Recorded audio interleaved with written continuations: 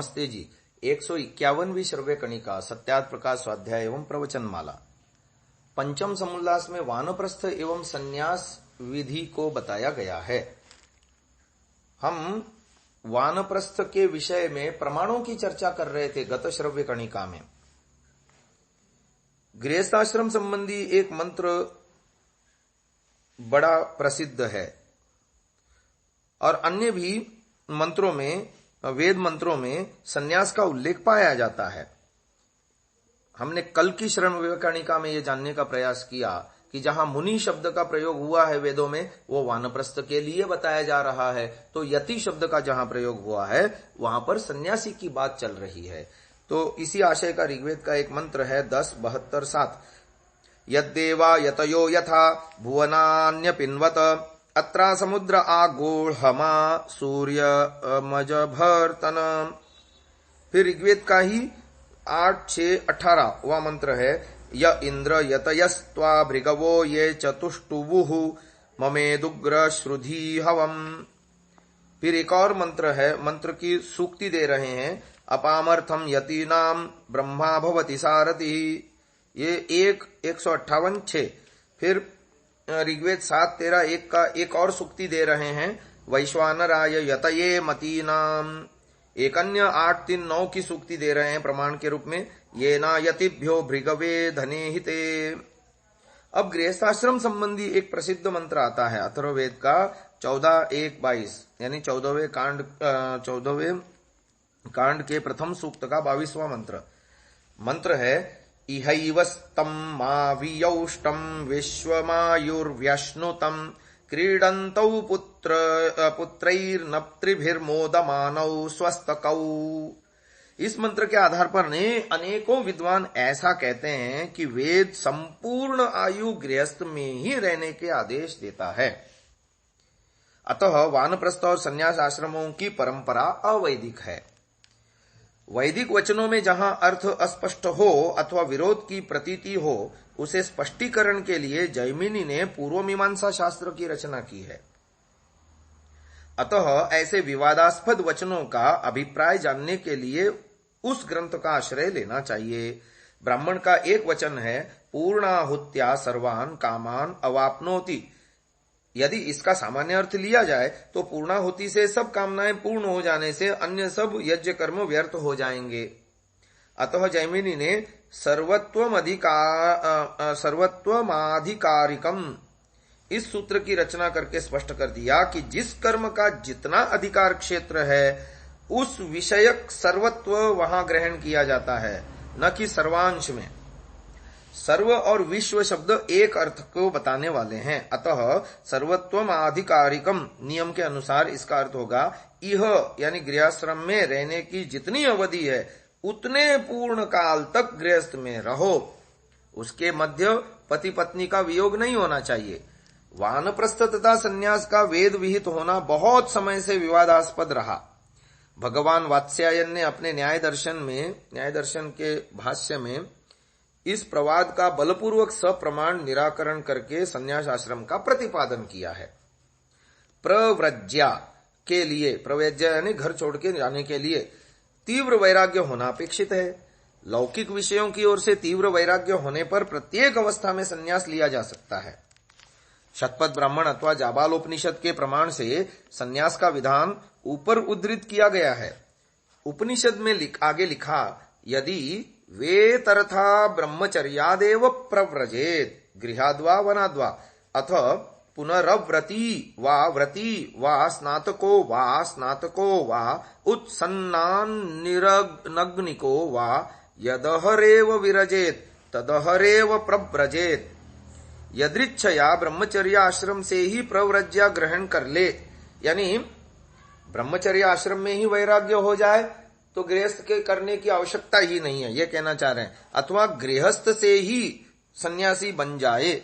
बात यहां पर वैराग्य की चल रही है, यानी गृहस्थ में ही तीव्र वैराग हो जाए तो आगे वानप्रस्थ करने की उसको अपेक्षा या आवश्यकता नहीं है।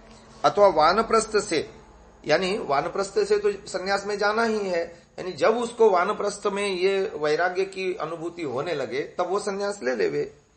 चाहे ब्रह्मचर्य व्रत का विधिवत पालन कर रहा हो अथवा न कर रहा हो, विद्याध्ययन पूरा कर स्नातक हो चुका हो अथवा न हुआ हो, अग्निहोत्र आदि छोड़ चुका हो अथवा करता ही न हो, पर जिस दिन व्यक्ति को तीव्र वैराग्य हो जाए उसी दिन प्रव्रज्या कर ले, यानी घर छोड़ के जाए, वन में जाए। ब्रह्मचर्य से सीधे संन्यास ग्रहण करने की वरीयता यानी श्रेष्ठत्व का प्रतिपादन करते हुए संस्कार विधि में ब्रह्मचर्यादेव प्रव्रजेत की व्याख्या करते हुए ऋषि दयानंद ने लिखा, यदि पूर्ण अखंडित ब्रह्मचर्य, सच्चा वैराग्य और पूर्ण ज्ञान विज्ञान को प्राप्त कर विषयासक्ति की इच्छा आत्मा से यथावत उठ जाए, पक्षपात रहित होकर सबका उपकार करने की इच्छा हो जाए और जिसको दृढ़ निश्चय हो जावे कि मैं मरण पर्यंत यथावत संन्यास धर्म का निर्वाह कर सकूंगा, तो वह न गृहस्थाश्रम करे न वानप्रस्थाश्रम, किंतु ब्रह्मचर्याश्रम पूर्ण करके ही संन्यास आश्रम को ग्रहण कर लेवे। गृहस्थ से अतिरिक्त ब्रह्मचर्य, वानप्रस्थ एवं संन्यास आश्रम में जीवन का पर्याप्त भाग व्यतीत हो जाता है, जिसका उपयोग आत्मज्ञान के लिए अनुष्ठानों में किया जा सकता है। प्राचीन काल में ऐषणाओं से छुटकारा पाकर मोक्ष साधना में प्रवृत्त होने के लिए आश्रम व्यवस्था के अनुरूप जीवन निर्वाह करने की परंपरा रही है। यानी मुख्य लक्ष्य तो मोक्ष साधना है, और यदि उस मोक्ष साधन में जो आवश्यक वैराग्य यदि ब्रह्मचर्य अवस्था में ही होता है तो फिर आगे गृहस्थ में जाने की आवश्यकता क्या है उसको। ऐसे ही गृहस्थ आश्रम में रहते हुए यदि मोक्ष साधन के लिए आवश्यक वैराग्य उसके मन में दृढ़ हो गया तो अब आगे उसको वानप्रस्थ की औपचारिकता निभाने की आवश्यकता ही क्या है, बात यह कहना चाह रहे हैं। तो रघुकुल की परंपरा के विषय में कालिदास ने लिखा रघुवंश में, शैशवेभ्यस्त विद्यानाम यौवने विषयैषिणाम वार्धक्ये मुनिवृत्तीनाम योगेनान्ते तनु त्यजाम। जब रघु बूढ़ा हो गया और उसका पुत्र अज विवाह करके घर आया तो कालिदास कहता है, नहीं कुलधूर्ये सूर्यवंश्यागृहाय, अर्थात यदि कुल की धुरी कुल स्तंभ पुत्र विद्यमान हो तो सूर्यवंशी राजाओं को घर में बैठने की परंपरा नहीं है, यानी घर छोड़ के वन में जाना चाहिए वानप्रस्थ में रह करके साधना आदि करने के लिए।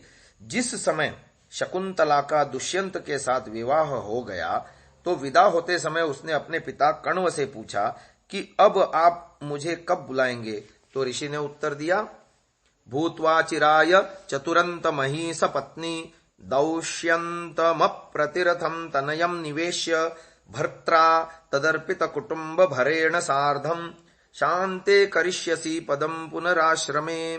यह अभिज्ञान शाकुंतल नामक ग्रंथ में हमने ये पढ़ा 4:20।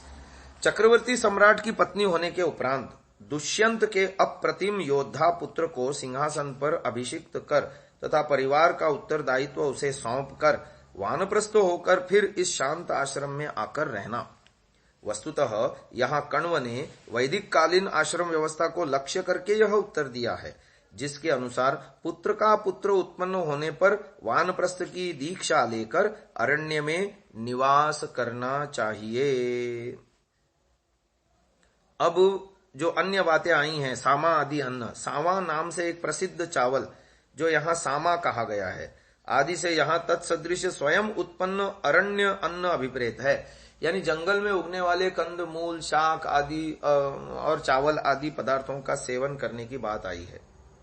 फिर आती है कि स्त्री को चाहे तो पुत्रों के पास रख देवे, यानी उसके मन में यदि वैराग्य की इच्छा नहीं आ रही है, साधना करने की इच्छा नहीं है, तो पुत्रों के पास रख देवे, पुत्र उसकी सेवा करे, और नहीं यदि उसकी भी इच्छा है कि मैं भी साधना करूंगी और मैं भी जो है अपने जीवन के परम कल्याण के लिए पुरुषार्थ करूंगी, तो वो व्यक्ति वानप्रस्थ में स्त्री को भी साथ ले जाए। प्रथम संस्करण में ऋषि दयानंद ने सत्यार्थ प्रकाश के इतना विशेष लिखा है, जो स्त्री कहे कि सेवा के वास्ते मैं चलूंगी तो संग में लेके वन को दोनों जाएं। जो स्त्री कहे कि मैं पुत्रों के पास रहूंगी तो उसको छोड़ के एकाकी जाए। इस प्रकार पति के वानप्रस्थ ग्रहण करने पर उसके साथ जाना न जाना स्त्री की अपनी इच्छा पर है। शास्त्र वचन ये हैं। आज की इस चर्चा को हम यहीं विराम देते हैं। वानप्रस्थ की और सन्यास की चर्चा को हम कल अगली श्रव्य कणिका में आगे बढ़ाएंगे। ओम।